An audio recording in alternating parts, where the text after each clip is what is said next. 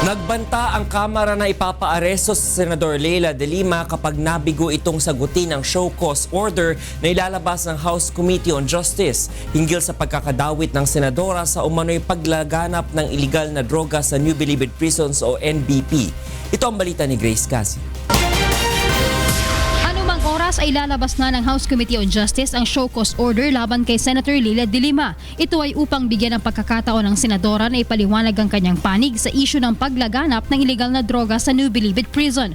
Ngunit kapag binaliwala ni Senator de Lima ang show cause order, desidido si House Speaker Pantalon Alvarez na iparesto ang senadora. I'm not discounting also the possibility of further issuance of a warrant of arrest. The House Sergeant at Arms will serve the warrant to Senator de Lima.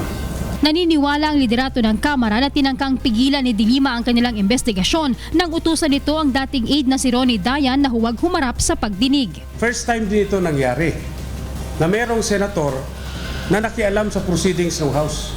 Wala pang senador na gago na nag-advise doon sa witness ng House of Representatives para magtago.